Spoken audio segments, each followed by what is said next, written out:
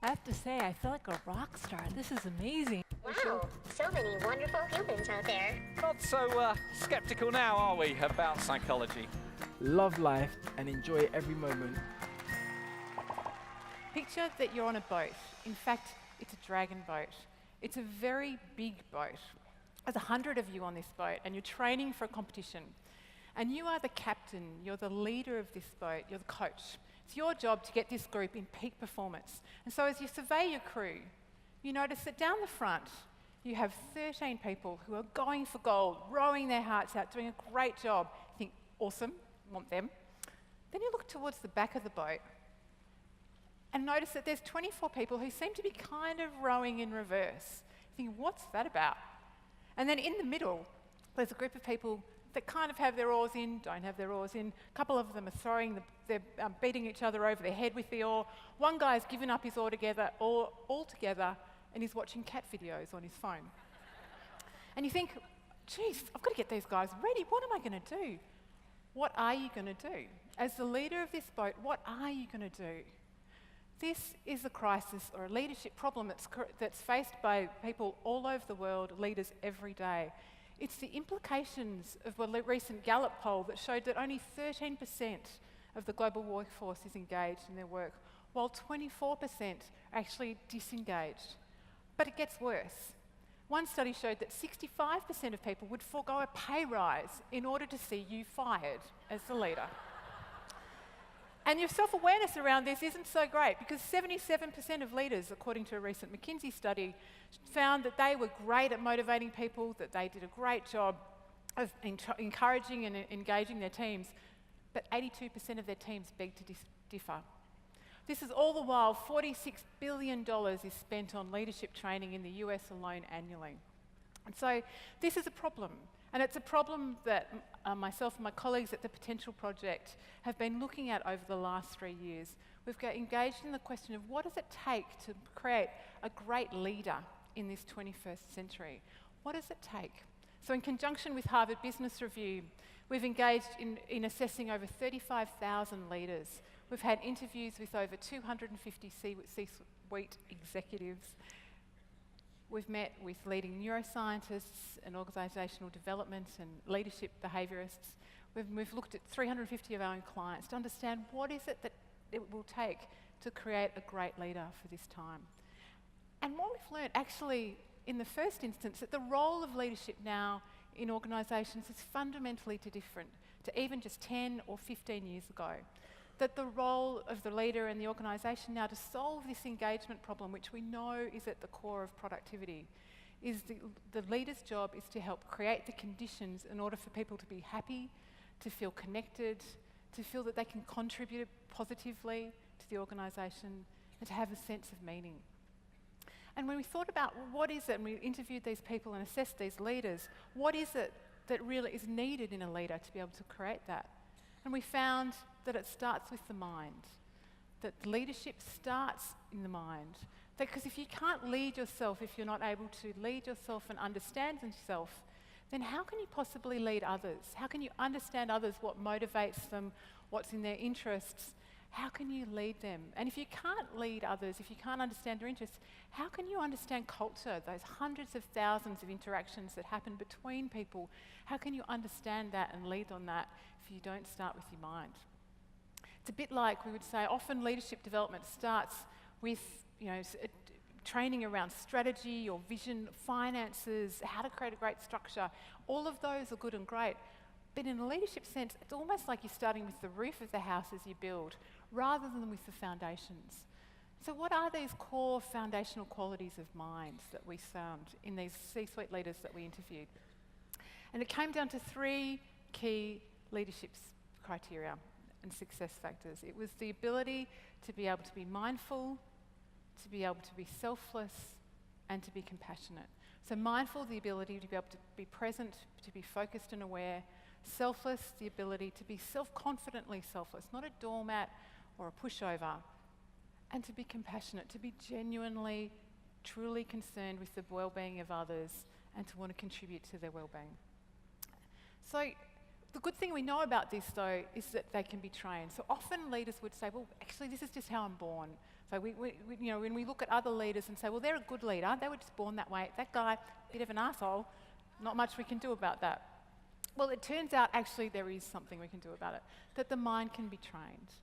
And so we start with this foundation of mindfulness, that capacity to be present and aware. And we've been talking about mindfulness for a number of years. I mean, hand up anyone here who would have some sort of mindfulness practice or if it had some experience with mindfulness. Like from the darkness I can see there's quite a lot of hands, so I feel like I'm preaching to the choir here. So we won't spend a lot of time on mindfulness in this conversation, but what we know now is that it's becoming very much accepted as a critical element of leadership success. And in the words of Dominic Barton, the current MD of McKinsey's a global tier 1 consulting firm, strategy firm, this is a man that spends his whole day in meetings from 7 o'clock in the morning till 8 o'clock at night. And in his words, if I'm not present, I'm wasting my time and everybody else's. That from a return perspective, he has to be focused and paying attention to be able to notice his own reactions, to be able to engage with others. So mindfulness, we know, is important. When we've been working with for a number of years, what we've found is actually that's not enough. Mindfulness as just that strict definition is not enough. And in fact, selflessness was an element that really surprised us in our research, that came forth in the interviews of these leaders that were looking for the capacity to be able to transcend their own egoistic impulses and to see the bigger picture. And the question is, why would selflessness be important? What is it about leadership that ends up that you have a big ego? Well, if you've ever noticed that if you've been in a leadership position and you've been promoted or you've worked with other leaders, that suddenly as people get promoted, people start to laugh at their jokes just a bit harder. And in fact, they agree with the leader just a bit quicker. And is it that the leaders suddenly become smarter or funnier as part of that? It's not. It's that as human beings, we're conditioned to really respond to hierarchy. And when people are in positions of power, we would defer to them. But the issue with that is quite extreme. Because as an ego grows, we get tickled with this laughing and this agreement, and the leader's ego grows, it has real problems. The first is, makes you far more vulnerable to criticism. Dr. Kristen Neff talked about Trump and his narcissism, but the need to defend is strong. It also makes you far more vulnerable to manipulation. If you've ever deliberately constructed something so that you know someone will look good if they agree to it, that's the problem, right? People can manipulate you. We also find that it corrupts behaviour. We don't need another royal commission to tell us that. They also found that it narrows your vision. That capacity around self-confirming bias that we have is largely accentuated as you have a larger and larger ego. But worst of all, it seems to put us in a bit of a bubble. And I want to introduce you to a great man that we met as part of our research, Case Hart. He's the CEO and president of Carlsberg Brewery. A great job, head of a brewery. And this is his headquarters, the organisation's headquarters in Denmark, 27-floor building, 2 lifts, 2 old spindly lifts for a building of 3,000 people. Case starts his role as CEO 2 years ago, and he describes this experience of being given a card on the first day. He's like, what's this card for? And they said, well, when you get to the lift, you're going to want to use it, because when you use that card of power, it blocks off the entire building. And you can get in the lift all by yourself, go up to the 27th floor in peace and quiet. You'll never have to deal with the riffraff. He's like, whoa, that is a wand of power, right? So he gets in the lift, goes up to 27th floor, doesn't meet anybody, comes down, goes home. The next day he walks in and he says, I'm giving you back the card. This is ridiculous. Because if I don't meet people, I'm going to be blind to what matters. I'm going to be in this bubble. And besides, I'm just the CEO. There's 3,000 other people in this building. Why would they all have to wait for me? So an extraordinary act of selflessness, but also wise, sort of seeing the bigger picture. Because if he can't engage with the organisation, he won't be able to lead properly. And so a question though, why is it that it's difficult for us to be selfless? And we talked to Richie Davidson, a leading neuroscientist, around what this self-referential network that we have in our brain that constantly compares things back to I. Do I like this? Am I liking this person that I'm meeting? But it can be trained, and we're going to train it now. So I'm going to ask you to pair up. One of you to turn to the person next to you on one side and decide who of you is going to be person A and who of you is going to be person B? If you're having trouble, make person A the person with the shortest hair. And person A, you're going to tell person B all about your morning, from the time that you woke up in the morning to the time that we're sitting here now. You're going to tell person A is going to tell person B all about their morning. And person B, your job is to listen. Listen mindfully, listen well. There's just one more instruction before you start. You are not allowed to use the words I, me, mine, or mine. So person A, you're not allowed to use any of those words. Person B, if you hear person A use those words, just clap. Not a golf clap, but a really big clap. That wasn't a big clap, was it? So a big clap, just to let them know that they've said it, and then you keep going. Alrighty? I'll give you a couple of seconds. Go for it.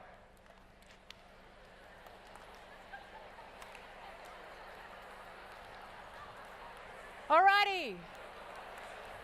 Coming on back. Coming on back. You must be having such a great time talking about yourselves in a most unselfless way, right? So I'm curious, how many people found that they were able to get through that exercise without using the words I, me, my, or mine? Maybe about 5%, right? It's hard. So anyone find that was easier if they moved out to the we? Not quite the royal we, but the we as in starting to actually include other people in the perspective you had of your day. That's one way you can increase your selflessness. But there's times, of course, when you want to be able to use the word I or me or mine, and particularly when you're accepting responsibility, when you're sorry. So there's lots of times that I is important, but actually it's using it consciously. And what's interesting is the benefit around using inclusive language and being able to develop more selfless behaviour in leadership is strong. It's greater engagement, greater sense of commitment, and from a leadership perspective, interestingly, some real benefits around health and well-being. Turns out it's good for you. And greater respect as a leader. So some ways to practice being selfless. 3 quick selflessness tips.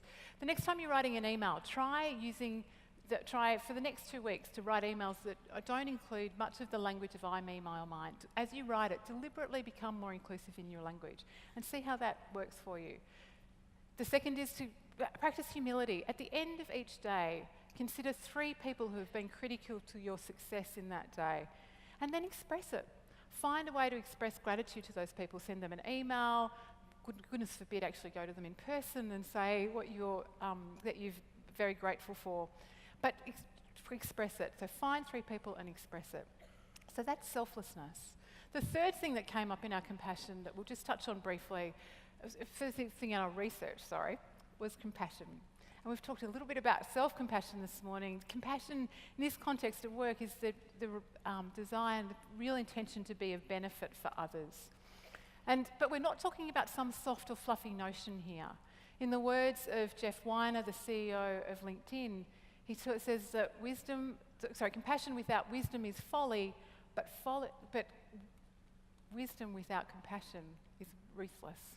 So, as management consultants, no conversation about anything is really complete without a 2x2 matrix, right?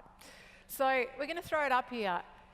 If we're not wise, so if we're not compassionate, then we're indifferent.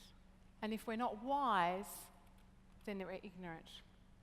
And if I throw up a few terms for leaders you might know, where would you plot some of the leaders in your environment at the moment? Are they the naive leader, the person that sits there challenged, saying, yay team, go for it? If we're back on the boat, they're saying, yeah, well done guys, keep rowing, when most people are going backwards. We need to be able to give that kind kick in the arse, the feedback that really points people in the right direction, but is delivered with the intent to be of benefit to people. So the benefit of compassion and the science of practicing it and creating cultures in the workplace creates greater senses of connection, of being able to build trust and loyalty amongst people. So there's many benefits to having a compassionate culture. Ways that we work with organisations to be able to build it, really though, is to ensure that people are always checking their intention. And this is the way you can build it, to check your intention as you're meeting with people, as you're writing, as you're even preparing a conference speech. And ask yourself, how can I be of benefit for others? And some homework for you over the next 2 days. As you go out into the foyer and you have lunch, I invite you to find if you can find 3 random acts of kindness you can do over the next 3 days. You'll create much more happier human beings as a result. We've skipped over very briefly a number of the practices, but there's you can get a copy of our app at themindoftheleaderbook.com. But in there is some of the traditional practices around compassion, around selflessness and mindfulness, which of course are fundamental to really building the muscles. It takes much more than quick tips to be able to really build these muscles. But you can find a lot more about the research and the case studies of great organisations that we've spoken with in the bookshop. You'll also find a copy of 1 Second Ahead, a mindfulness book that really looks at how to build performance around engaging the mind and working with the culture in a more mindful way. But before we finish, I'd like to leave you with just one thought. And this comes from Javier Pladavalli, one of the executives at Audi and Volkswagen, where he talks about leadership is about unlearning management and relearning being human. Leadership is about unlearning management and relearning being human. So if I bring us back to the boat, dragon boat, you're the coach, the trainer, the leader of this dragon boat. One way you can get people to row is to kind of handcuff their hands to the oar, right? Maybe you put a string between all of the oars and you get them all to row in unison with you. That'd be management techniques, that'd be policy and procedures, that would be remuneration policies. But I think what Javier is asking us to consider is something different. Rather than leadership being just about what we do, maybe it's about who we be. Maybe it's about who we motivate others to be. There's plenty of evidence that says you can be a bad guy, a badass, almost so much better if you say it with an American accent, a badass, that you can rule organisations and create success in the short term.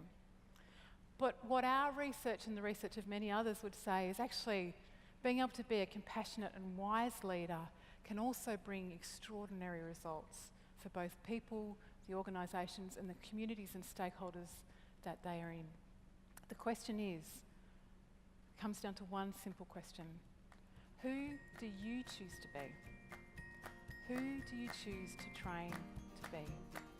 Thank you.